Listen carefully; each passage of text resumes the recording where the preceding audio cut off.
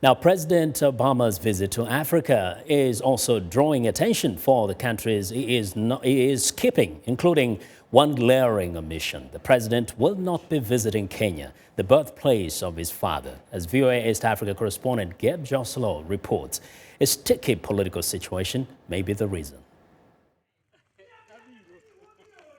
Drive too fast and you might miss it. But the tiny town of Kogelo in western Kenya has found its place on the map as the ancestral home of U.S. President Barack Obama. His name adorns schools and restaurants here, and members of his family still live in the area.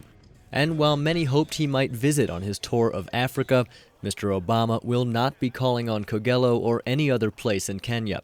His only East African stop will be in neighboring Tanzania.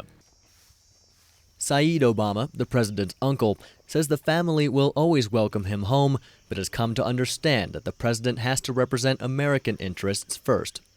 Many people thought that, a lot of things will be coming around, which has not been the case. So I won't blame it on the president. It's the American foreign policy. And we just have to accept that that's the way it works. Mr. Obama last visited Kenya in 2006 when he was still a U.S. senator.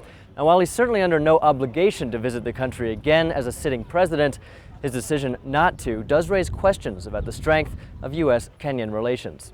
One challenge was the election in March of President Uhuru Kenyatta, who is facing crimes against humanity charges at the International Criminal Court. The U.S. supports the ICC process, though it is not a signatory. Adams Olu, political science chair at the University of Nairobi, says the U.S. president is likely trying to avoid a potentially embarrassing situation. I think would look a little bit crude if he were to step into Kenya. It would be like endorsing their leadership. And I think rather than be viewed that way, he would rather skip Kenya and go to Tanzania instead. U.S. officials cautioned Kenyan voters ahead of the election that choices have consequences, a veiled warning that electing ICC indictees could compromise relations.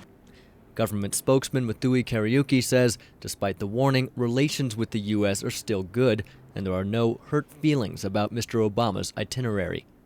This is not the first time an American president is coming to Africa and has not visited Kenya. No, we have no any reason to worry. No, we were not disappointed. We continue with our business as usual. So for now, sleepy Kogelo will be spared the glitz and glamour of a presidential visit, but it is still early in President Obama's second term, and many here say maybe next time. Gabe Joselow, VOA News, Kogelo, Kenya.